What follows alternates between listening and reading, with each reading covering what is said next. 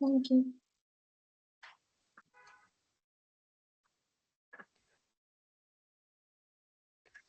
Thank you, Nitya.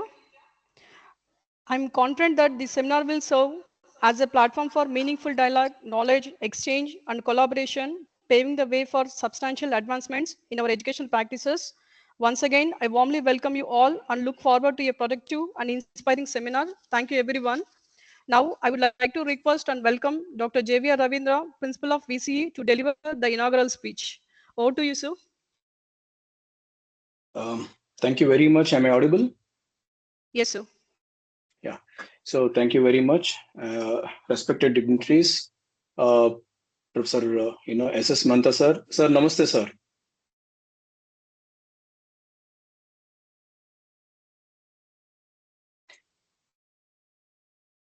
Thank you very much, sir, for your time on this spending with us. Distinguished guests, esteemed colleagues, and participants, it's really my honor to be here today to discuss the national education policy on its fourth anniversary. In my perspective, the NEP is not merely a policy, but it is a vision for transforming the education in India. And it is founded, as all of you know, 4 years ago on the principles of accessibility, equity, quality, and accountability. And the holistic approach encompasses the early childhood education, school education, higher education, as well as the vocational training, ensuring that learners of all ages and backgrounds are created too. Of course, there are many challenges ahead of this particular NEP policy, and there are some universities are already started implementing this, but there are some colleges who are still practicing this because of the various other issues. But that's not the main concern here. But we need to also understand the philosophy of this particular NEP, what best that it can do to the student community as well as to the faculty. There are many issues. So on this, and that's the reason we have requested many uh, professors on this particular NEP platform to address this particular issues to all the participants across the India. And we are very much thankful to all the delegate speakers who have accepted our request and are with us in the next 4 days. Especially, I would like to say thanks to Professor SS Manta sir for his time, and would like to spend the next 1 hour on this particular NEP, policy 2020. So thank you very much. Over to you, Aruna ma'am.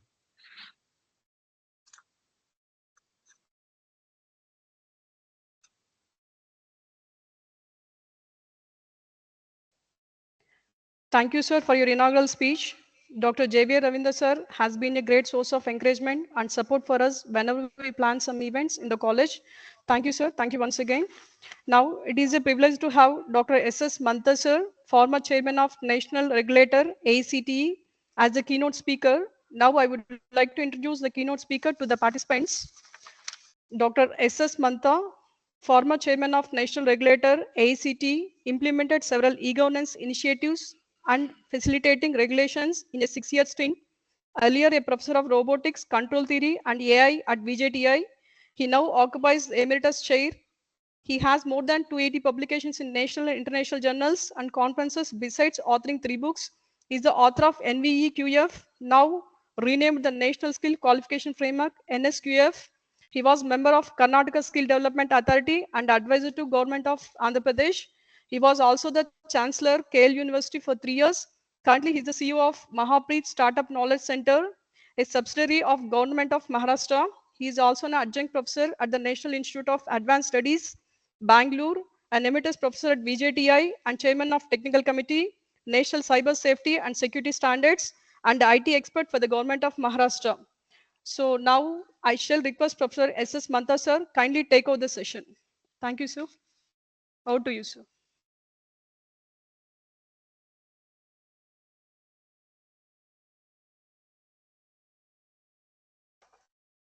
So your voice is not audible, sir. Uh, Mantha sir, your I voice think is not audible, sir.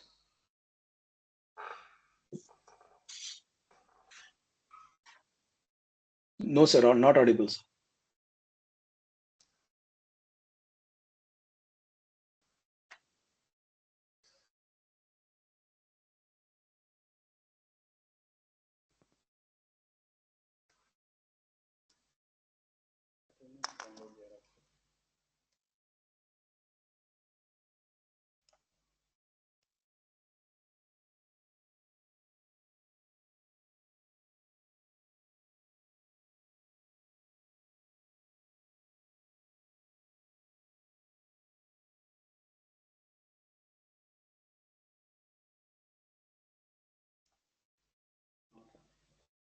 Not audible, sir.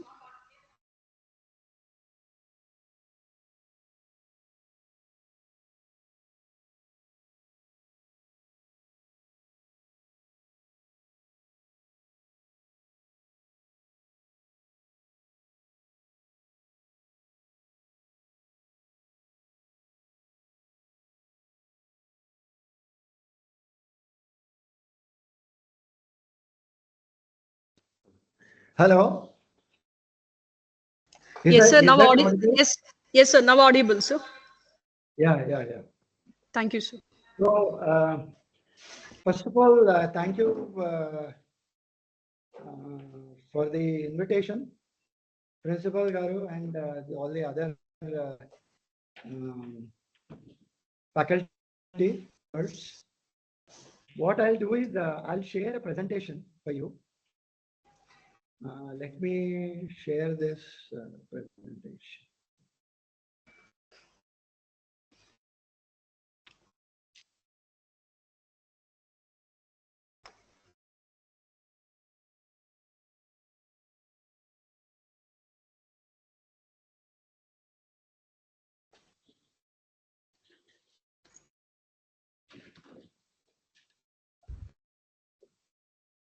Share नहीं होना चाहिए, ये share होना चाहिए.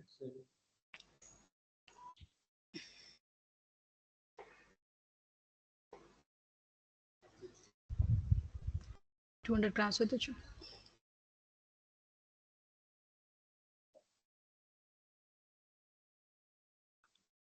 Is it visible now, the presentation? Yes, sir. Yeah, so I'll maximize this. Yes, sir. So now it's visible? Yes, sir. It's visible, sir. Yeah, so we will start. Thank you. Yes, sir. Thank you, sir. Now, what I've been asked to do is, look at the teacher's role under the NEP guidelines. Now, while doing that, one of the most important point that comes to mind is the role of teachers, which will need to change from being mentors to guides and so on. So there, in future, it's not enough if a teacher is probably, teaching in a classroom a certain aspect of the curriculum and so on.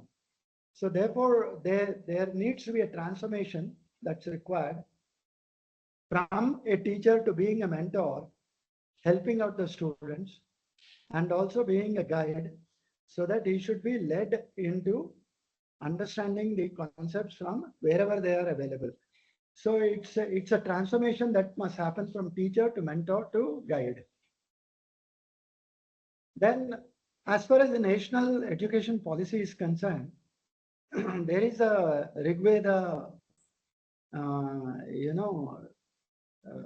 Rigveda says, Ano Bhadra Kratavo Yantu Vishwata, Ano Bhadraha Kratavaha Ayantu Vishwata, which means that Bhadra are noble thoughts, Let that come from all the sides. Pratavaha ayantu vishwata. Let them come from all the sides. So that's the spirit of the national education policy, which means knowledge is there everywhere. We need to consolidate that and use it in order to build concepts and build wisdom. Now, in whatever we do, the guru becomes the important part of teaching, learning. So therefore, in the Skanda Purana, and Vedavyasa says, Brahmanandam Paramasukadam Kevalam Jnanamurtim Dvanvatitam Gamana Sadrusham Tattvam Asyadi Lakshyam Ekam Nityam Vimalamachalam Sarvadi Sakshibhutam Bhavatitam Triguna Rahitam Sadrurum Tam Namami Sadgurum Tam Namami. Now, Brahmanandam Paramasukadam, attain bliss of Brahman, of Brahma, the supreme joy. Kevalam Jnanamurti, be pure, free from delusion, and an embodiment of wisdom. Kevalam Jnanamurti.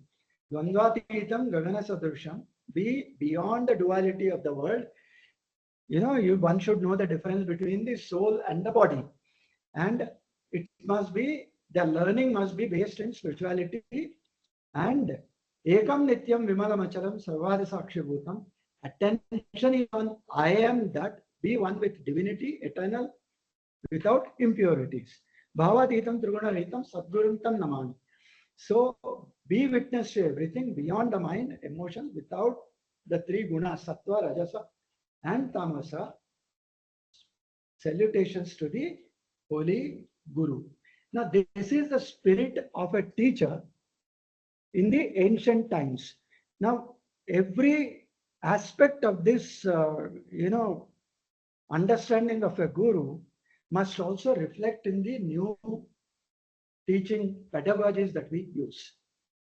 So, the agenda for the day, what I'll do is take you through a little bit of NEP, what exactly NEP is, and the higher education. What are the student attributes, dimensions of skill and learning, essential skills map, and the top 10 technologies that make a difference. Once we understand what is that NEP and what is the skills mapping that needs to be done, we will look at how to create that curriculum, which means how to draw the curriculum maps, how do we do the competency mapping, then how do we connect the skills with the lifestyles, which means we also need to understand what are the new pedagogies that are available. And of course, what is the university of future in terms of NEP and so on. So this is the agenda that I have. And let's see. Now, when we look at NEP, at various times it talks about Atmanirbharta. Now, without going into the details of that, what is Atmanirbharta is something that we need to understand. Sarvam Paravasham Dukkham, Sarvam Atmavasham Sukham. Sarvam Paravasham Dukkham meaning anything that is in others' control will cause pain. Sarvam Atmavasham Sukham, anything that is in our control will cause us happiness, which means that is the understanding of Atmanirbharta. We know everything and try and keep everything under one's control, not in terms of dominating, in terms of understanding. And within this understanding, there is also something else required. Paravidya and Aparavidya. Paravidya is something that tells us about the outside world. And Aparavidya is something that we learn in the university, the curriculum, the syllabus, things like that. Both of them together is education, and that is what the Atmanirbharta part of NEP is about. So what is a preamble? It is built on 4 foundational pillars of access, equity, equality, affordability, and accountability, which means education must be available, easily available in the same form. It should be affordable, it should have quality, and the outcomes must be similarly reflected for everybody who goes through that process. Now, as far as the current understanding is concerned, we have about 1,053 universities, 45,000 colleges, and still we do not reach out to everyone because our gross enrollment ratio is still 28, which means for every 28 who can go to college, 72 are still remaining outside the system. And even the 28 in the colleges were disrupted a few years back. So we are coming back into the dynamics of the system. And therefore, we need to understand what is the role of the teacher and so on. But before doing that, let's see what is the reality. More than 60% of the population is below 30 years of age. Today, we have a young population. The demographics is on our side. But having said that, we need an equitable education to serve all disparities. Our education should reach everybody in the same way, with the same quality, and so on. But if you look at the financing, Sarva Shiksha Abhiyan and Rashtriya Madhyamik Shiksha Abhiyan, the funding was reduced, in 2017, and from then on, the funding has been reducing. So therefore, the funding is extremely important if we have to realize the objectives of NEP from the government. The policy says that 6% of GDP will be available for education, but that is the statement made even in the policy which came in 84. So from that time, we are still talking about 6%. Though the volume has increased, 6% would translate into a larger figure. It still is not available for higher education. What is actually spent is just about 2.9% of the GDP. And even within that, for higher education, only 1.4% is spent. And within that, only 0.6% is spent for technical education. So therefore, a lot needs to be done if the objectives have to be realized of the NEP with whatever outcomes they are prescribed, if they have to be realized. Now, in order to do all this, one of the important part is the curriculum. So we need to relook at the curriculum, and so in the next few slides, we will also see what is that curriculum, how do we design that curriculum, as a teacher, what does it mean to us, and so on. So the curriculum also has emphasis on foundational literacy, numeracy, and vocational education, skill building, and so on. So all that we will see in the slides that follow. Now, the National Education Policy talks about certain higher education reforms. Before talking about the role of the teacher, let's understand what are the reforms that NEP is talking about. Our GER must increase by or must reach 50% by 2035. This is one of the requirements. Let's analyze this. Today's GER is about 28, which means almost doubling the GER by 2035.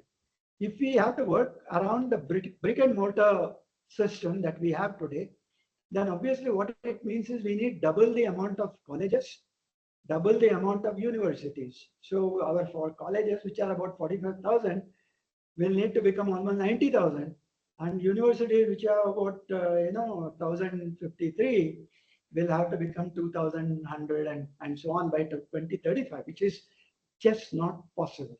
So therefore, how do we increase the GER? Going online is the only solution, but then quality becomes a factor while going online. So digital technology must be used in order that this happens. But while designing a digital system, we need to establish the pedagogies that are useful for online education. So that part will come later. So higher education curriculum should also have flexibility of subjects. What flexibility? We'll see in a short time.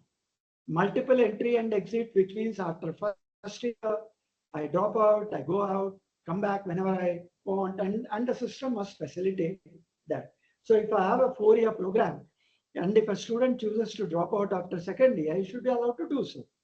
The point is, his credits for the first 2 years will be there in a bank, and when he comes back, that bank will be updated as per his clearing the required credits in terms of examinations, in terms of assessment, and so on. Then the next point is academic bank of credits, which means they fundamentally, if I say I clear 2 subjects of 3 credits each, then my bank will have 6 credits reflected, or my academic account will have 6 credits reflecting. So if a diploma program or a degree program has 100 credits, whenever I accumulate those 100 credits, then I'm eligible to be given a degree or a diploma. So that is how it operates. National Research Foundation to be established to foster a strong research culture. Every university is differentiated by the research that it does, and therefore a research foundation, which today what is happening is a multiple departments, multiple ministries, which are funding research in different areas through their ministries. But the research foundation would probably aggregate all that and facilitate the researchers to draw funds from a single source. Then it also talks about bringing all the regulators under one umbrella.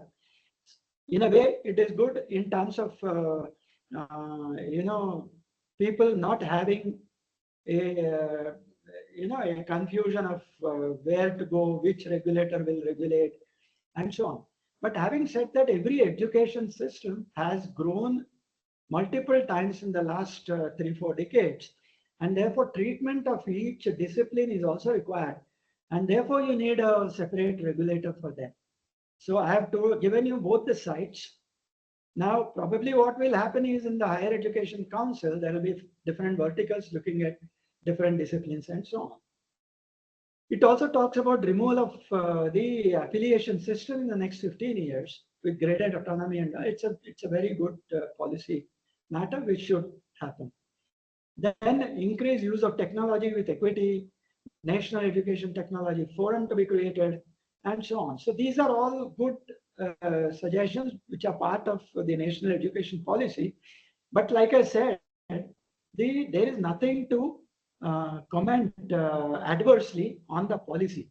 The problem only comes when you start implementing it, and therefore we need to understand the problems that arise while implementing the policy and address them.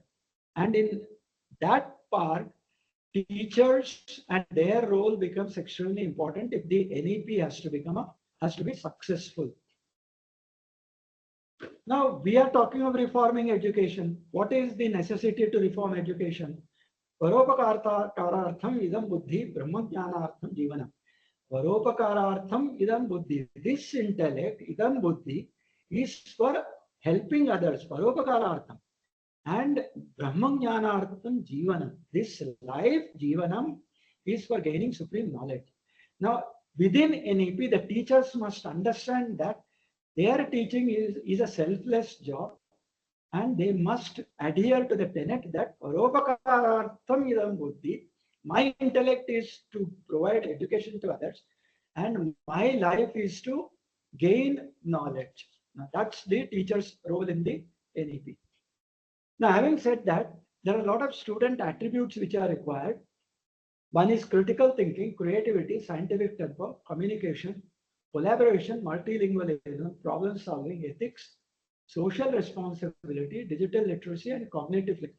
Now, many of these were there earlier also, but one of the most important attribute here is the last one, the cognitive flexibility. What it is today, the technology has been changing fast, and the skills that are required within an industry space is changing almost every 3-4 years. So a lot of skilling, reskilling, upskilling, all that is required. And for a person, he has to adjust to different technologies over a short period of time, and also different job roles over a short period of time. That requires that my cognitive skills must be good enough to fit into any situation and be successful there. Now that process is cognitive flexibility, where our cognitive abilities must change or must be agile. They must change according to the environment and according to the needs. Okay, now this is a diagram which shows you On the right side, copywriting, interpreting data, Microsoft Office.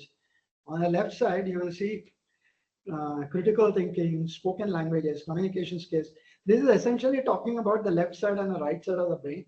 The left side is generally responsible for logic and language, and the right is responsible for creativity and intuition. And therefore, here what happens is we need both hard skills and soft skills. And the learning within the university system or the institution must cater to both hard skills and soft skills. And the curriculum must also be interpreted in terms of hard skills and soft skills. And how we deliver them will depend on the pedagogies that we use. And that is how the transformation of a teacher will take place. Now, in this figure, you will see conceptual framework, dimensions of skills and learning. At the center, if you see, the 4 dimensions of life skills is listed. On the right, you will have negotiation, employability, and decision making, which is one important area. Another is learning, problem solving, creativity, and critical thinking. This is the second one. So the feedback from the first one goes to the second. From the second, it goes to the third. Empathy, citizenship, and participation. And from there, we reach communication, self-awareness, empowerment, and resilience. What this diagram shows to you is that the curriculum must build all these factors, and then the teacher's role will depend on how we assimilate or internalize as a teacher, and then how we deliver it to a student. So the 4 dimensions of life skills must be built into the curriculum. As far as the employment, we have most of the time we talk about the supply side, we don't talk about the demand side. On the supply side, we create students, we give skills, we teach them, we we make them expert in certain areas and things like that. But then where do they fit? Where do they go? That is extremely important in NEP. So for example, in the past, a lot of skills were, affected by the pandemic, and it still holds good. So you have, I have a figure here which is telling you the vulnerable jobs against the wages. So there are certain jobs which are becoming vulnerable now, COVID or no COVID, and there are certain jobs which will stand in good state as in times to come. Now, real estate, construction, utilities, education, management, professional scientific skills, finance, insurance, manufacturing. These are the skills which will survive. Arts and entertainment, and they are the jobs which will, which will be vulnerable in times to come because of artificial intelligence, because of deep learning, because of machine learning initiatives that are coming. So the future jobs will require new skills, and the new skills must come from the curriculum that we are designing. And it is not enough to design a curriculum, we also have to teach them that. So therefore, what are the role changing of a faculty? Now, before that, what are the new skills that we want? We need healthcare economy, data science, AI, engineering. All disciplines are becoming multidisciplinary, interdisciplinary, and some of them are even transdisciplinary. So therefore, we need to understand that there is nothing like purely mechanical today. There's nothing purely electrical.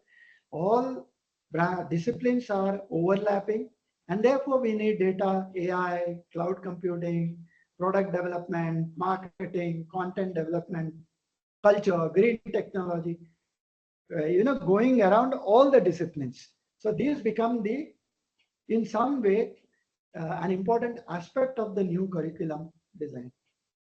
Now, this is the essential skills map where if you see, there are 6 verticals that I have shown for engineering, data science, product, finance, marketing, and managers. These are the verticals where jobs are available. But having said that, within the curriculum, what should I do in order to fit into this job role? For example, finance job role. I'm a BTech computer science, and I want to get into the finance sector. Whatever is the sector you want to get into, there are 3 skills that are important, which are listed on the left side: business skills, technical skills, and data skills. So if I want to get into a finance job after a B.Tech in computer science or mechanical or whatever, or maybe Bachelor of Arts or Commerce or what, whichever you talk about, in business case, I will need to teach mathematical finance, financial modeling, financial engineering. As technical skills, I'll have to teach Microsoft Excel, visual, and algorithmic trading, visual analytics, and on data skills, I'll need to teach forecasting, business analytics, data visualization, so on. Now, if you check your own curriculum today, you'll be understanding that you teach nothing of this. In the matrix that I have shown, none of these is taught. For example, as a mechanical engineering, if I'm going into the engineering manufacturing, setup for a job, as business skills, I'll need agile management, leadership, product management. As technical skills, I'll need debugging, algorithms, cloud computing. And as data skills, I'll need Python, machine learning, big data. Are you teaching them? That is where the trouble comes. So therefore, this matrix will tell you how do we get those extra skills that are needed for employment, whether these should become a part of the core curriculum or they should become value-added courses and so on. Now, if they have to be introduced, who teaches them? How do we teach that? What do we do? All that is a part of the pedagogy that we talk about. Now, in this diagram, if you on this slide, if you see, I have empathy, participation, critical thinking, creativity, problem solving, decision making, negotiation, resilience, communication, and self-awareness. My curriculum, like I said, must build all these aspects into it while at the design stage, and that is how we go towards what is desired within the NEP. How do we do that? That still is a question. Some of it can be done, some of it is working. We will have to look at the systems that are available and reorient ourselves to a new pedagogy that will allow us to do all this. Okay. Now within the industry, there are technologies which are defining the industry today. AI, RPA, Internet of Things, intelligent applications, 5G, machine learning, blockchain, cognitive computing, virtual reality, and DevOps. These are the 10 technologies that are defining the industry 4.0 today. And therefore, I will, whatever my branch is, whatever my discipline is, whether it's electrical, civil, mechanical, whatever, if I have to get into the employment sector, I'll need to do some of these things, and that is how the curriculum will also need to be remapped. Now, looking at all those earlier slides, what do I do with the curriculum? I should use a layered approach to building skills for the future of work. As a teacher, my first responsibility becomes I should use a layered approach to building skills for the work of the future. What is the work of the future? This is the work of the future. There are so many areas, and we need to fit into all of them. And this is the work area. These are the courses that are required, and therefore I'll have to relook at a layered approach in my curriculum design itself. So at the top, I have the career, which career I want to move into, whether it's finance, whether it's marketing, whether it's things like that. And on the other side, I have hands-on learning, the competency-based skills. And there is a core, which I have to do as an electrical engineer. There are certain core programs which I have to do anyway. That is the core. Then in core, I have engineering, business, science, and liberal arts. So there must be a proper mix of these four within the core and the emerging part. All this put together becomes multidisciplinary and then builds a career. So what engineering in which career, what business in which career, what sciences in which career, liberal arts in which career, this mapping must have a layered approach. And the other end, based on all these inputs, I will need a competency-based skills mapping to be done. Now, all these are the new jobs that a teacher will have to do under the NEP ambit. Let's look at a little more of what is happening. Suppose I'm looking at, see, the whole idea is the new curriculum must map to the employment market. I cannot any longer sit only on the supply side, say that this is what I'm teaching, you go and find a job. That is not going to work. What I have to do is I have to choose a career path and then build systems, build curriculum along that path so that the job roles that are available on the other side are, seamlessly addressed. So let's look at digital product management. I need digital products management, modern fundamentals, agile meet design thinking, entrepreneurship, data analytics, and so on. These are all the career paths for jobs business. So therefore, my curriculum also, depending on what career path I have, my curriculum also will have to be re-looked at with these new concepts that are coming in. Once I do that, then the next step would be how to teach them. But as a teacher, I have to first figure out how do I bridge this career path requirements in terms of the curriculum that I have. Okay. Now, while doing all this, we have to build empathy, we have to build critical thinking, or cognitive flexibility, we have to build a whole lot of skills within a student, which means that I'm now actually looking at a 360-degree learning and teaching methodology.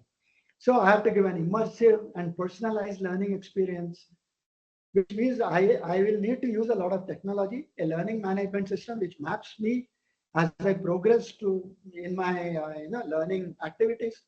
Now that is immersive and personalized learning experience. It results in better advising decisions per student. I'll have to figure out where does the student lack, what is additional content that I have to give, and so on. So these are some of the uh, things that I can work out through technology. There are certain things that I have to work out at an individual level, and so on. So if you look at the diagram, personalized learning, anywhere, anytime learning, boosts learning outcomes, raises self-awareness, fosters open-mindedness, improved business abilities, transparent learner progress, better advising decisions. Now this cycle will have to be somehow built into the new curriculum that we are talking about. Now, in this process, a lot will also depend on what guided projects that we give.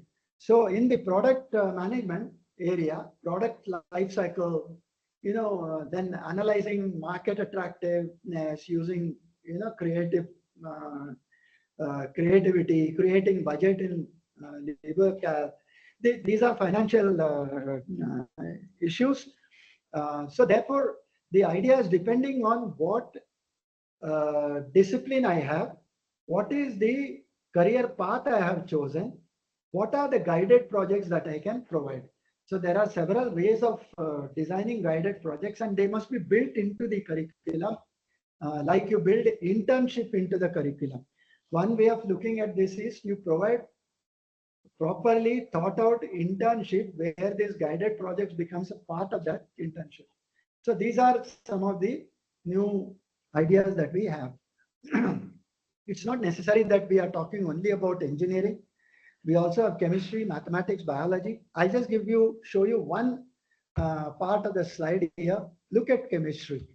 About 10 years back, 15 years back, I was not teaching battery development, introduction to battery management, nanotechnology, electric vehicles, drug discovery.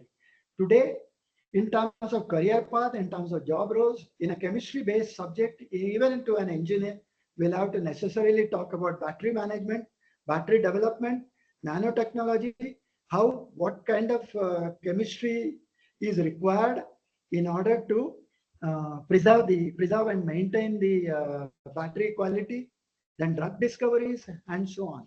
So the whole curriculum, if you see, is undergoing a massive change.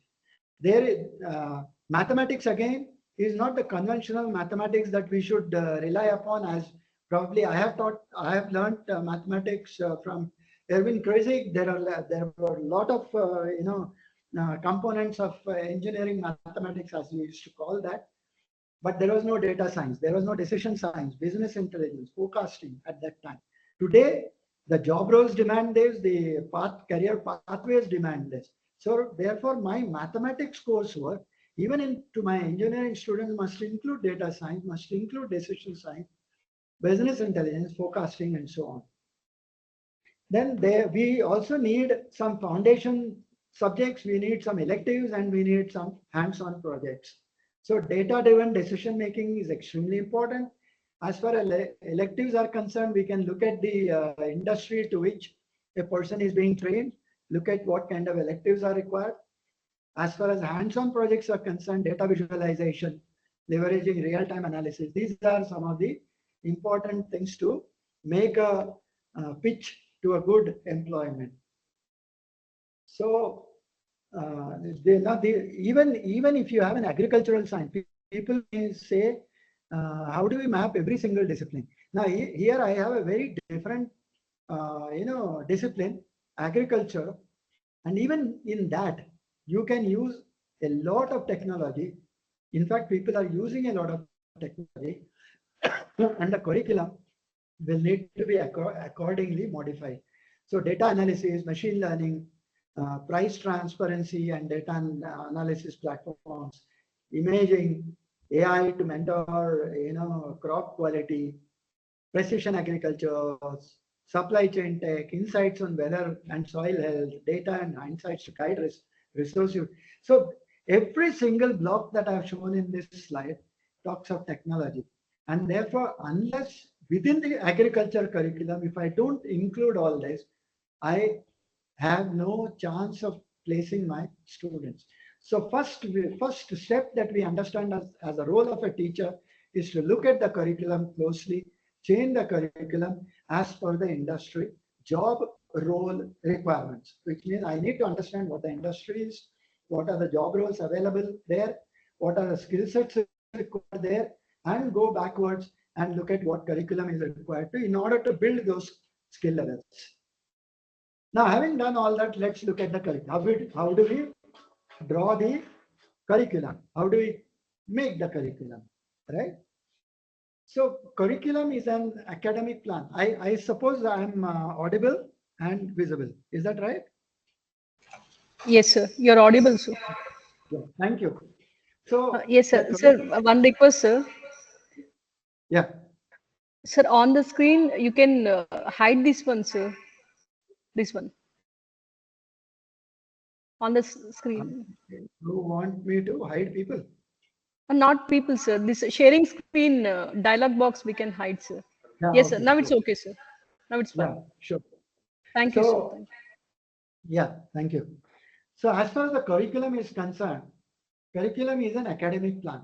Now this is the second part of the presentation for today.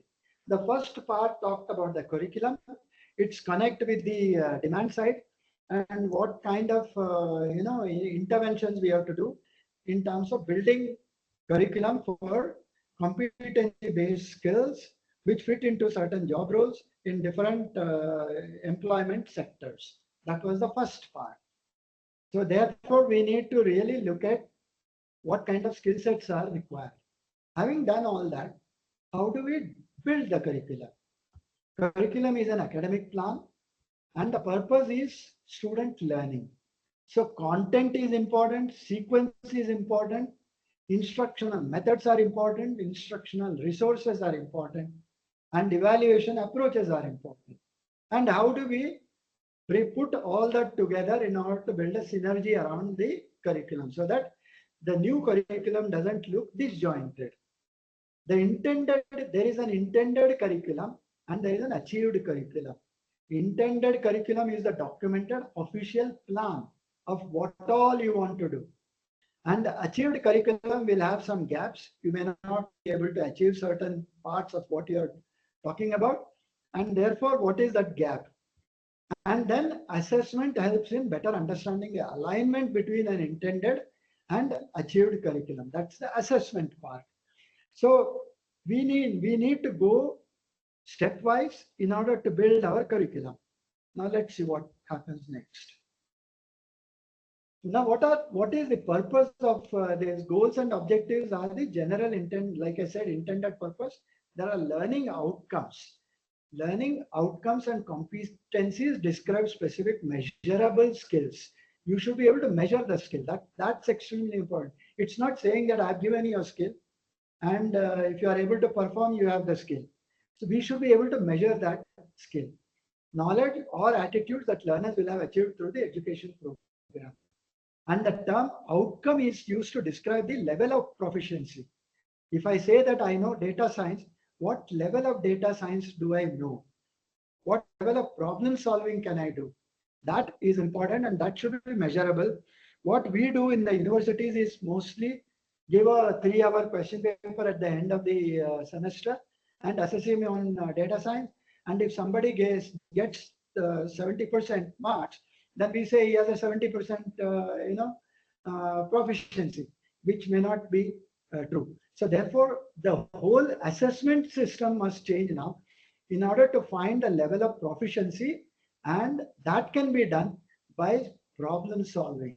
So you have to create new problems where the proficiency can be judged and not the ability to reproduce something will be judged. So that's the second part. Now, if you look at the curriculum development, the first part is formulating objectives and learning goals. So most of the time, even for our NAC accreditation and so on, we write the program outcomes, course outcomes, and so on. I know many colleges which have just copy pasted the program outcomes, course outcomes from different institutions and so on. In fact, that's a very wrong way of doing it. You need to understand what is that discipline is all about. What are the program outcomes that I require? What are the graduate capabilities that I require? And go back and look at the learning goals, the learning outcomes, and then write the program outcomes, course outcomes, learning outcomes, things like that. So the second step is careful selection of learning experiences to accomplish the objectives. Now from that learning experience, you create content. So the third part is selecting the rich and valuable content through which teachers can offer the learning experiences. Once you get the content, then you assess the educational needs. And the fifth point is timely and accurate evaluation of all the above phases, which means timely conduct of exams, timely declaration of results, proper declaration of results, which actually tells the students' potential, to perform in a given situation in a live environment. All that is important. And then organizing and integrating learning experiences with relevant content. So you go back in the cycle, reiterate second time, third time, fourth time, then you get the right curriculum developed. Now here, this shows the curriculum design wheel. Now what is this? At the top, look at, let's say if we are starting with, let's say if we start with, where do we start? Let's say convergent thinking, reflection. Let's look at reflection. Then, which means I study something and then I have to reflect back to see what I have understood, what it means, and so on. So that's the reflection part. It's a quiet inner thinking. The second is divergent thinking, the ability to ask back why not. It's not enough to accept what you have said or what the teacher says. The student should be able to think laterally and negate what has been taught and ask questions of why not. Now that is divergent thinking. Then new knowledge will appear, new thinking will appear, new learning will happen. Then the third is convergent thinking, that is logical thinking, one right answer, following directions, and so on. So what is intended and what do you get out of that? They both have to converge. Then you evaluate, then you check the memory, even the memory skills are checked. Cognition is how well you are able to use your senses, your various abilities that a human being possesses. Observation, inquiry, questioning, naming, defining, getting information. These are all cognitive abilities. Appreciation, love of art, music, nature, recognizing beauty, things like that. Mastery, how do I improve my skills? and then ethical reasoning and empathy. So there are a lot of things that are required to be built within the curriculum. One is thinking operations, which depend upon our cognitive abilities, and that part of the curriculum which builds the character. So both these things become the curriculum design wheel, and any curriculum that is designed must refer to both thinking operations and qualities of character. So as a teacher, if you are designing a curriculum, please bear in mind that all these factors must reflect in the content that we are creating, or in the not in every coursework that we are doing, but in the program that we are designing, all these factors must be considered. There are three models of curriculum design. One is subject-centered curriculum. It is for a particular subject or discipline such as mathematics, literature, or biology. Then we have learner-centered curriculum. This is for student needs, interests, and goals. And it acknowledges that all students are not the same and therefore should not be subject to standardized curriculum. So personalized learning is what happens here. If I have a standard curriculum given to 1,000 people, that is what everybody will probably learn, or some part of that everybody will learn. But that is not personalized learning. So therefore, if we design a curriculum from student's perspective, his interests, his goals, then it becomes a learner-centered curriculum design. And then you have a problem-centered curriculum design. Students have to address a problem and formulate its solution. So all three methods are done when a curriculum is designed. So this is in a learner-centered curriculum design, you refer to the context, you refer to the collaboration, construction, conservation, conversation. All these are learner-centered curriculum details that one must understand. So in a context, you refer to the assignment and task given in the classroom that should have real world application and so on. So the case studies that you create, the problems that you give to the students must all refer to the outcomes and the real world applications that they may have. That's the learner-centered curriculum. And within that, you may have subject-centered and problem-centered, which I have already described. Now, while I have done the curriculum design part, the first part of it, how do I translate into a curriculum, into an actual curriculum? So I will need to work on curriculum maps. Now, what is curriculum map and why do I need it? Why do I have to do a curriculum map? A curriculum mapping is a method to align the instruction with the desired goals and program outcomes. Now, we have written several course outcomes, we have written program outcomes. Initially, we have said that this subject should be taught, that subject should be taught. This is the career path, this is the objective, this is the sector in which he will find a job. We have done all that. Then we have looked at what are the elements of a curriculum. Now we come to the curriculum map. Now, this is a document which tells you what is taught and when it should be taught, reveals gaps in the curriculum, and it helps design the assessment plan. I am sure none of us do this in none of the universities, because we have something already there and we continue doing it, or we make some cosmetic changes in that and we go ahead and do that. But this is the procedure in which you design the curriculum. So when developing or revising a curriculum maps or matrices can help describe the sequence of courses. Like, for example, I have 10 different subjects which I have to teach in, let's say, first year, second year, third year, fourth year. I have 40 different subjects which I have to teach. Which one should I teach first? Which one should come in this first semester? Which skill-based program should come in the second semester? Which should come in the third semester? What is that logical flow? Now, all that will be answered by a curriculum map. So therefore, you need to design a curriculum map. It helps you to do a rethink, and course sequencing is what it helps you to do. What are the benefits? Improves communication among faculty, improves program coherence, increases likelihood that students achieve program level outcomes. It's not enough to write some program level outcomes. You must be knowing quality assurance. What is by quality assurance? I'm guaranteeing the quality. Now, what it also means that if I don't deliver on that quality, then I am liable to be sued. I am liable to be taken to the court. Now that eventually will come about in the education space as well. Now, therefore, I have to prove that if I write program outcomes, I have to also prove that those program outcomes are delivered, those course outcomes are delivered. So therefore, a curriculum map, if it is properly done, it gives you some proof of, delivering the program level outcomes. You can prove it to people that program level outcomes are delivered. And it encourages a reflective practice, which means it's not that I write something, I teach something, and that's it.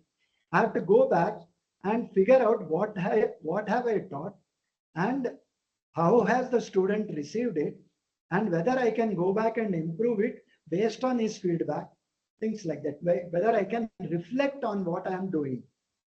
The next is how does a curriculum map look like? Now, this is what is of a little interest. If you carefully look at this, it's not very difficult. Let's see what is happening here. The slide that I'm showing here is a curriculum map. It's a table with one column for each learning outcome. You have written learning outcomes, you have written course outcome, you have written program outcomes. Now you go backwards and try and create the curriculum map based on your course outcomes, your program outcomes, your learning outcomes, and so on. What is required? You introduce key, I is introduced, R is reinforced, and opportunity to practice. M is mastery at the senior or exit level, and A is the assessment evidence collected for program level decision making. Intended student learning outcomes you write. What are the outcomes? Apply the scientific method. Method is one outcome. Develop lab technique is second. Diagram and explain major cellular processes is third. Awareness of careers and job opportunities in biological. This is an example for a biological coursework. So that is the fourth outcome. And you have different courses in this program, like BIOL 101, 202. You can do the same thing for a computer science program. Write down the intended learning outcomes column wise, and you write the courses course wise, and then you look at the courses that you have in a semester and keep writing whether it is I, R, M, A, or MA, or I together, things like that. You have now created a curriculum map. Now this curriculum map, which will actually tell you how the flow happens and whether you can deliver on the learning outcomes that you have started off with. Now this is a curriculum map for a PhD program. Look at what is happening. SLO is the student learning outcome. So I have SLO 1, 2, 3, 4. What are the PhD program requirements? Course requirements, qualifying exam, comprehensive exam, dissertation, final exam, seminar requirements, and so on. And you put across wherever it is available, and then you will see from this general map what is missing, what is the gap, and so on. So this helps in designing a proper curriculum. So now, how is the curriculum map created then? You have seen two examples. Let's look at this slide. First of all, it is for learning, checking whether the learning outcomes are given. Recommended and required courses may include general education courses, if appropriate, and it includes all that we have done in the first part of this presentation. Then you create a curriculum, put an I, R, M, A. Then you will understand what is the gap that exists and how the curriculum map is designed. Now, once we have done that, how do we do the competency mapping? It's not enough to do a curriculum mapping. Now we have to also do the competency mapping. So identify, conduct a job analysis. Now this is where I will go back to what I have been saying right from the beginning. You have to look at the sector in which a student is likely to be placed. So therefore you must conduct a job analysis. Second is identify core competencies that are required for that job. Third is define the proficiency level. At what level do you require that competency? Then you validate the competencies, whether that is really required or it is just written for writing's sake. Then you organize a competency framework. Which competency comes first? Which comes second? Which comes third? So that is the organization. Then you document the competency descriptions. You create a document for that, and then you integrate into the HR policies, HR processes, or your curriculum design processes. So these 7 processes will actually tell you how to map the competencies into the curriculum, which we have been doing by the curriculum mapping exercise. So there are some best practices which you can follow. Build in practice and multiple opportunities for students. Use a curriculum map to identify the learning opportunities. Allow faculty members to teach to their strengths. Ask if the department program is trying to do too much. So within the map, you will also understand if something is very heavy, something is very low, whether the teacher is able to do that, or you need multiple teachers to teach the same thing, or teach multiple chapters in a curriculum. Increasingly in times to come, it's not possible that, or it is possible that a single subject may have to be taught by 2-3 teachers, depending on their expert areas. So all these issues will continue to happen in time to come. You have to set priorities, you have to communicate, and so on. So this is all part of the curriculum mapping exercise. Let's look at life skills framework and the building an equitable society. Now, within the platforms, you have all skills dimensions can potentially be addressed through different platforms. Now, here in this, we have a competency mapping process. Now, here I have a life skill mapping process. So there are many things that I talked about Paravidya and Aparavidya. There is something that you are learning within the university, within the institution, that is your coursework, your competency, your learning outcomes, all that. And the Aparavidya is outside. So the Paravidya is outside. And therefore, you need life skills to perform there. And part of that also must come from the university system. So how are you answerable to family? How are you answerable to community, your SHG, CPC, PRI, schools, private sector, course of what? Then if all that has to be addressed, what are the core subjects? What is the health education that I must do? What are the environmental education that I must do? Peace education, sports, music, vocational, digital literacy, all that becomes a part of the curriculum design. And in order to do all that, the system must support. You need a national policy. NEP is there now. The NEP precisely talks about all that. Again, like I said in the beginning, there's nothing to find fault with NEP. It's an absolutely great document. The only concern is there are challenges in implementing it. So you need program scale, budgets, you need resources. 6% budget of GDP is what is allowed. Even if 6% is available, a lot can be done. But unfortunately, even last year it was just 2.9%. Then whatever we are doing must converge with the government requirement, must converge with the private sector, must converge with the civil society. What I teach must not be in variance with the government policies. So things like that. Then institutional strengthening must happen, capacity building must happen. Grassroots on-site support must be available. So anyway, these are the life skill mapping that can happen within the curriculum. Now, in order to do all this, there are several new pedagogies that are available, which as a teacher, one can implement some of these pedagogies if the system in which you exist also is as dynamic as I am expecting you to be. The first is flipped classrooms. It's a model that reverses the traditional, which means what you learn in the class is now learned outside. What you learn outside comes into the classroom. So there is a synergy.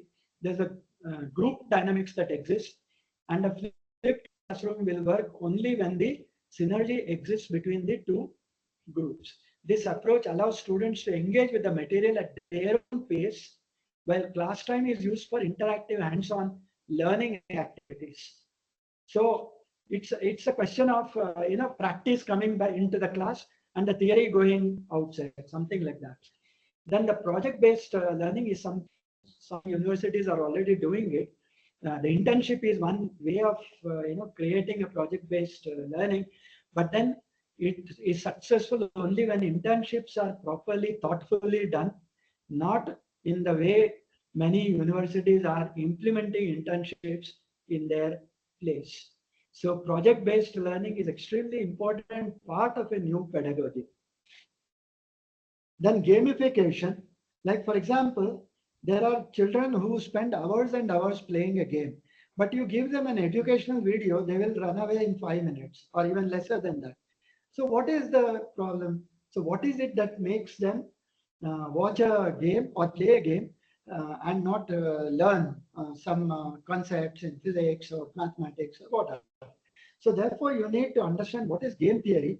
Gamification incorporates game elements into the learning process and motivates and engages students. So therefore, the pedagogy, the teaching methodology, first we have seen what is to be taught. The second, we have seen how to create the curriculum. Now we are seeing how to teach that. Pedagogy is a teaching methodology. So there is a gamification. You conduct your classes in such a way that the interest in a child grows like the like he plays a game, which means that you will need to build the game theory principles into your teaching methodologies. So you need to create scenarios. You need to ask them to solve those part scenarios, and then create multiple opportunities to get into other areas of that subject. And then, so which means that you are slowly building the content. Then inquiry-based learning is another.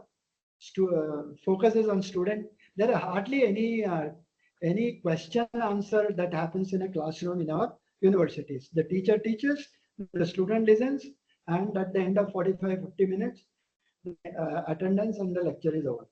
So therefore, we need to encourage students to ask questions, inquire, give the assessment methodologies or the examination patterns which require the student to do some extrapolation, do some inquiry-based questioning, and then learn. So inquiry-based learning is an important part of a new pedagogy. The third is blended learning. It combines both face-to-face and the online education. So all our teaching learning methodologies within the classroom must employ both your online and offline methodologies. And there is no single rule here. You will have to figure out, depending on what discipline you have and what subject you're teaching, you have to figure out what can be done online, what can be done offline, and what is the synergy between the two. They cannot be distinct. They cannot be disjointed. The third is collaborative learning. You must allow situations where students learn amongst themselves, discuss ideas, share knowledge, work together, achieve common goals, and so on. I've seen several classrooms in countries like Israel and Germany and so on, where the classroom structure itself is very different. It's more like it looks more like a canteen where there are tables and 4 or 5 children sitting along each table, and they are given a certain theme, they are given a certain part of the curriculum, which they discuss among themselves, and then they come and present their learning. So different pedagogies have to be used in the future. Technology integration, obviously, you'll need an LMS, you'll need an ERP to establish the learning cycle for a student and the teaching effectiveness for a faculty. So that is a technology integration. And then our learning doesn't inspire any confidence in the child's emotional quotient. How best will he behave in a situation which calls for emotional well-being? So therefore, social and emotional learning is extremely important. For example, if there is a crunch situation, how does this fellow, he may have a PhD, he may have a master's degree, but in a crunch situation, his behavior towards the fellow beings or his behavior towards himself will not be something that the society will accept or something that the norms will prescribe. So therefore, social and emotional learning is extremely important. Emotional intelligence, emotional quotient are necessary to be, measured. Now, we have seen a lot of pedagogies, the teaching methodologies. Now I'll go back to again the ancient working, where Adi Shankaracharya also invented pedagogies and andragogies. Now pedagogies are for children, andragogy is for adults and things like that. So the if you see the matas that Shankaracharya has established, these methods are still used there. And if you go back to my new pedagogies that I've talked about, you see flipped classroom, project-based learning, gamification, blended learning, collaborative, social and emotional learning. They are all part of the Adi Shankaracharya's almost 8,000 years back. 1,000 years back, you had all these systems in place, and in the matas, these systems are still used. One is Shravana Vidhi, listening attentively to what the Guru says. Manana Vidhi, meditating over what Guru teaches, implies logical thinking and assimilating the essentials. Earlier, if you remember, I talked about reflective learning, reflective teaching, Manana Vidhi. Nididhyasa Vidhi is the method of reaching conclusions. Prashnottara Vidhi is ask questions and answers come. Tarka Vidhi is building logic into your, to remove doubts and so on. Vyakhya Vidhi, exposition of you criticize, and then you annotate, and therefore a teacher and a student, they learn together. Adhyaropa Apavada Vidhi, this is where the real and the unreal are related. You take a student from real into an unreal state and bring him back from an unreal to a real state. So that is Adhyaropa Apavada Vidhi. Drishtanta Vidhi, where understand difficult subject matters to illustrations. So today we have videos, we have all those, projections and so on. Katha Kathana Vidhi is something that we have completely forgotten. If you remember Vishnu Sharma's Panchatantra and things like that, you will know Katha Kathana Vidhi, the storytelling method which is used in teaching Upanishads and so on. And that is something that should come back. Upadesha Vidhi, the lecture method used by an Advaita Vedanta practitioner, is helping. These are methods which are used currently, even today, in most of the Sanskrit patashalas and also Buddhist viharas. So you will find small children, first of all by hearting and then sitting together. Once they understand the language, they start doing the Tarka Vidhi, they start using Nididhyasa Vidhi, Mana Vidhi, and so on. If you go to any Sanskrit Patashala or Buddhist Vihara, like you find them in Mysore and so on, you will find each of these methods still used. And we are only talking about new pedagogies in a new context, which we already had many years back. Now, finally,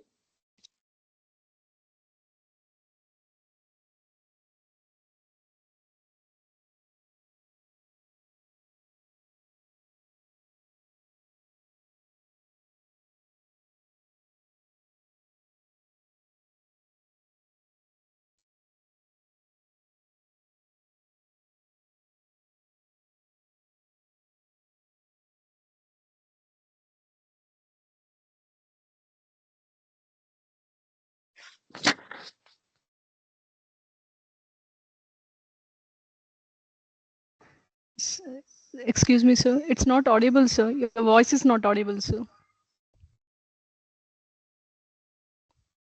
hello. Now it's audible, sir. Yeah, it's audible. Yes, sir. Yes, sir. Please, sir. No, it's audible. Yes, sir. Now audible, sir. Yeah, audible. Yeah. Yes, sir. Yes, sir. Yes, sir. Audible, sir. Thank you. So this pedagogy wheel is a very important aspect of building all the pedagogies together. Now, if you look at this slide, on top you'll find SAMR model. S is the substitution. Then you have A is augmentation, M is modification, and redefinition. And at the center, if you see graduate attributes and capabilities, we know for a particular discipline, what are the graduate attributes that are required and what are the capabilities that are required around that. Now you look sector wise and you will understand what are the what is to be remembered, what are the action, what are the activities, and what is the substitution that I have to do within the current curriculum. And if I look at another sector, I will need, again, I can define what are the activities, what are the action, verbs, and then I can create different applications around that. So each part of the pedagogy around the substitution, augmentation, modification, and redefinition is designed here in this pedagogy wheel. And sometime later, if you can look closely at what is this pedagogy, you will understand how to build the new teaching methodologies for a teacher. In fact, this is a very interesting and very involved subject where you will understand, depending on the student's capabilities, how do you map your own teaching methodologies. So if I want to describe that pedagogy wheel a little more, it brings together in one chart several different domains of pedagogical thinking. If I have to teach, first I have to think. So what is pedagogical thinking is important. So it situates mobile applications. Here we have used a little technology. It also associating them with the educational purpose that most likely to serve and so on. This is in the domain of education, and it enables teachers to identify the pedagogical place and purpose of their various app-based learning and teaching activities. Your teaching could be online, it could be offline. If it is online, it's an app-based learning. If it is in the class, it's a teaching activity. So you need to get at attributes, SAMR, Bloom's taxonomy you have to think about. You have EdTech involvement in the curriculum, and you have to build motivation. Now these are all like gears, one drives the other one. So these prompts are interconnected like mechanical gears, where a decision in one area often affects decision in other areas. So if you don't fit the Bloom's taxonomy into your teaching pedagogies, then your attributes will suffer, motivation will suffer, and so on. And there are 5 grids in that pedagogy chart that I've shown. In this chart, there are 5 attributes. One is graduate attributes and capabilities. So that is something that we have defined. You are all aware of that. Second is motivation. That is vital to achieving the most effective learning outcomes. My curriculum may be very good, but I am not able to make it interesting enough to my students. So which means that they are not motivated enough to learn. So motivation is vital to achieving the most effective learning outcomes. And it refers to choices of learning outcomes, development of activities, and so on. And here this chart actually defines how it actually describes how motivation can be built into as a part of a teaching pedagogy. Then Bloom's taxonomy is the third requirement. It is a way of helping teachers design learning objectives that require higher order thinking. And start with, remember, there are certain subjects which do not need a lot of thinking and analysis and so on. And there are certain subjects which need a lot of higher order thinking, higher order teaching and so on. So therefore, Bloom's taxonomy will start with remembering and understanding. Teachers must get at least one learning objective from each category where higher order thinking takes place. So this is by the time you finish this workshop, you should be able to type of, you should be able to do differentiate between types of thinking and so on. So only after teachers have developed their learning outcomes are they ready for technology enhancement. So teaching learning outcomes are extremely important. Then only you will be able to apply the technology enhancement or use technology tools to build on that thinking abilities. So what is technology enhancement? It serves pedagogy, uses applications, and basically using technology to enhance your teaching capabilities and so on. Now, finally, you have the SAMR model, and it was developed by Ruben Puttudura and standing for substitution, augmentation, modification, and redefinition. And it's a framework that assists teachers to assess the degree to which digitally empowered learning and teaching is moving beyond what can be taught using analog technologies. So we need to understand that today's curriculum, not everything can be done by a classroom teaching. There is something that can be taught in the classroom, and there are a lot of things that have to be taught by using digital tools and so on, by using technology. Now, that is the SAMR model that describes you how to bridge both of them together. Of course, there is a challenge where the teachers have to spend a lot of time. They have to understand. They have to, practice. They have to create the lesson curriculum. After curriculum design, teacher has to create the lesson plan, then do a practice, then do a teaching practice, and all that. Now, I'll just close this. I mean, there is one. All of you must have heard of this gentleman. Who is a Nobel laureate in physics, and he used to go. He worked in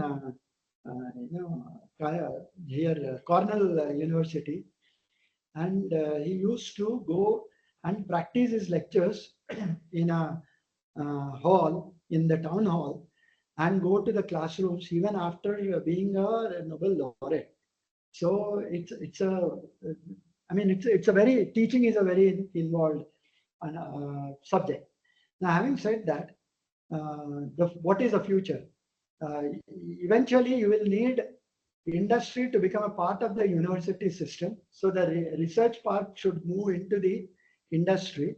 Yes, sorry, research part should move into the universities from the industry. And in Germany, you have Max Planck for basic research and Fraunhofer institutions. These are for applied research. And these societies establish institutions all over the world. And one of them, the Max Planck does basic research, and Fraunhofer does applied research. And they together produce new products, new processes, and so on. So we are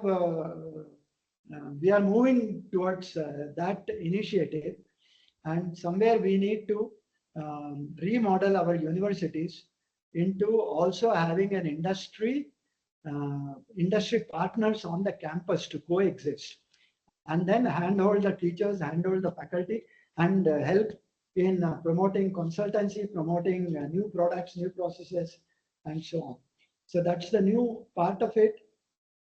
So the universities of future will require change of organizational structures, change of accreditation procedures, change of teaching methods, change of learning.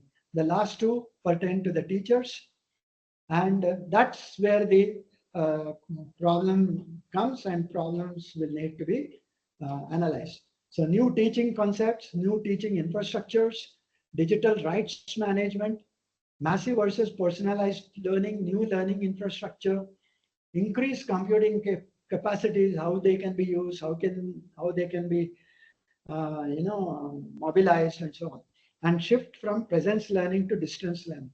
These are the challenges that will eventually come up within the NEP policy implementation initiatives, and teachers must be ready to relook at the curriculum, relook at the requirements of students from an industry perspective, and relook at the pedagogies that they are using.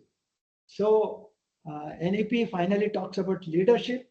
Leadership amongst teachers is important. Leadership amongst faculty, amongst managers, education management or educational managers is required, and so on.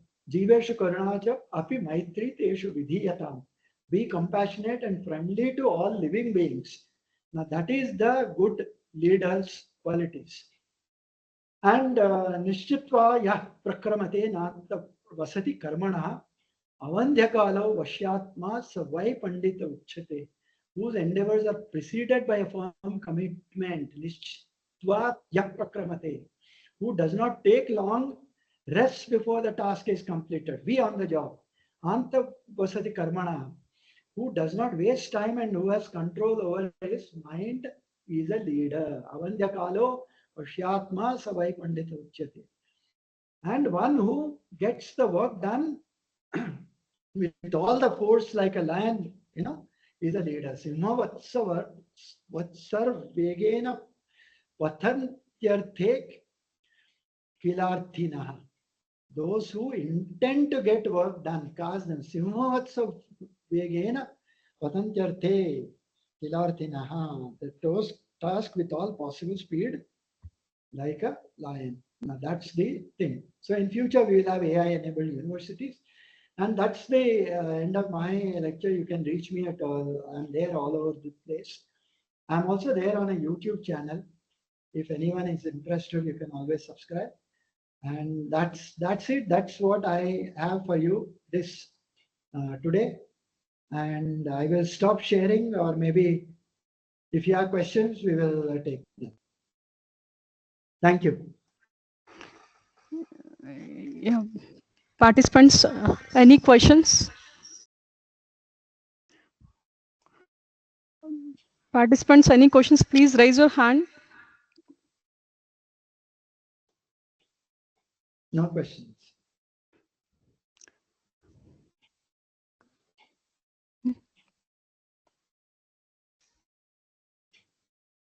No question means either nothing is gone in or everything is gone in. Dr. S.V.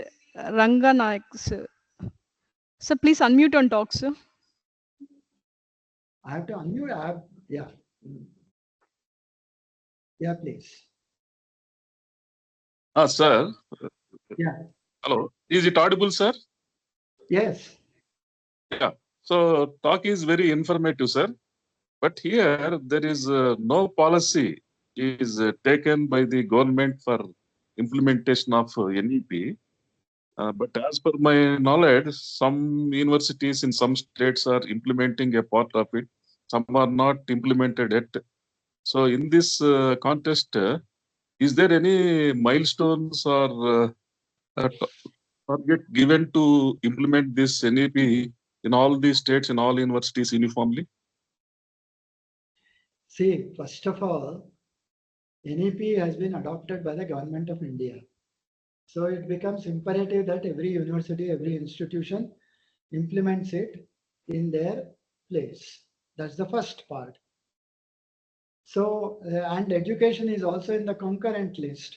So the policies have come from the government. The implementation part must come from the states. Now, beyond that, I cannot comment, right? Yeah. Okay, sir. Thank you. Yeah, thank you. We request feedback from any two participants, please.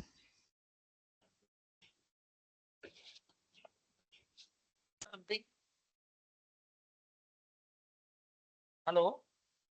Yeah. Sir. Yeah, Namaskar, sir. This is Dr. Rakesh Somani from D.Y. Patil School of Pharmacy, Yeah. Mumbai, Good Navi morning. Mumbai. Good afternoon. Yeah. Good afternoon, sir. Thank you so much for your very informative talk. In fact, apart from what conventional things we were knowing about NEP, a lot of new things we came to know from your talk.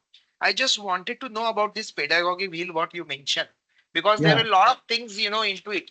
So my question is straightforward, that while implementing the new pedagogical tools, if is there any some specific approach educational institution should follow, because every faculty has his or her own way of teaching, so if you can give so more throw some more light on this aspect, that will be better, sir.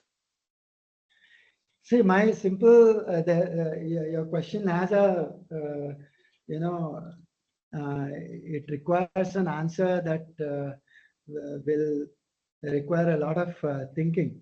Yes, But what I can say is that, first of all, the pedagogies and curriculum design, the pedagogy will depend on what kind of curriculum we have. So uh, there could be a certain generic methodology which we all follow, but depending on certain topics, certain learning outcomes, certain objectives that we have to meet with from the curriculum, and from a perspective of the competency-based skills, the pedagogies may be different, may vary. But as a policy decision, if a university uh, wants to go ahead the full, full way, I mean, then the pedagogy wheel can be useful. The required pedagogies can be mapped to the learning objectives and graduate objectives, and a certain part of that pedagogy wheel will become implementable. One can operate that. But having said that, if it is limited to an individual, then he will have to figure out within his coursework what are the learning outcomes, what are the program outcomes, and we'll have to figure out what best ways are there. But SAMR model is something that you can use at a course level. It can also be used at a program level. If it is used at a program level, then the outcomes are much better realized than when you use them at a course level. Now that's the problem. Therefore, the policy decision becomes important. Yes, sir. Thank you, sir. Noted. Thank you, sir. Thank you. Yeah. Any more participants?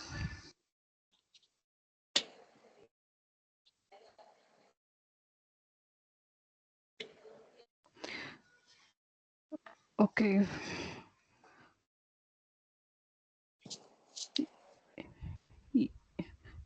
Yes, sir. Hello. Now I would like to take more. Yes, sir. Yes. Are there any more questions? Hello.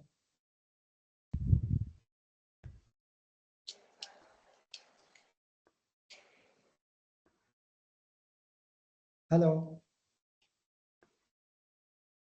Yes, sir, we are able to hear you, sir, but we are waiting for the participants. I think there are no questions, I think, Karuna. Yes, sir. I'll go for vote of thanks. Yes, sir. Sir, on behalf of everyone present here today, I extend our heartfelt thanks to Dr. S.S. Mantha, sir, for his enlightening and thought-provoking speech on NEP 2020 policies and the significant reforms in higher education in India. Mr. Mantha, sir, your insights on increasing the gross enrollment ratio and the introduction of academic bank of credit have truly illuminated the path of forward for our educational system. Your comprehensive analysis of education reform provided us with a clear understanding of the necessary changes and the positive impact they can bring to our academic landscape. And your discussion on the impact of COVID-19 on the job market was both timely and relevant, highlighting the urgent need for adaptability and resilience in these challenging times. The emphasis you placed on the importance of skills in this evolving job education landscape was particularly inspiring, reminding us all of the critical role that skill development plays in shaping our future workforce. We also appreciated your insights on the use of technology across various disciplines, including agriculture, and how it can revolutionize these fields. Your detailed explanation of the curriculum as an academic plan, its types, and the proper way for curriculum development was incredibly informative. The guidance on the mapping course outcomes, CO and POs, and curriculum map will undoubtedly assist us in aligning our academic objectives more effectively. And your deep understanding and passion for education reform have given us valuable perspectives to consider and act upon. Your contribution to this discussion is immensely appreciated, and we are grateful for the time and effort you dedicated to sharing your knowledge with us. In conclusion, today's program has been a remarkable journey of learning and enlightening. Thanks to Dr. Mantha sir for his invaluable insights. We hope to continue the same dialogue and implement the ideas discussed to shape a better future for our education system and students. Thank you once again, sir, for your valuable insights and for being with us today, sir. Thank you. Thank you so much.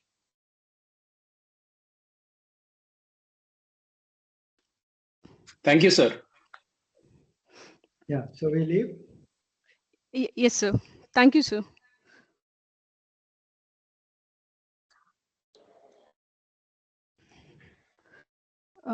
Dear participants, thank you for joining today's session. Hope to see you in the forthcoming sessions as well as kindly join the session tomorrow using the same link. And feedback link will share you in the last day, that is 4th day on 1st August Thank you, everyone. Have a good day.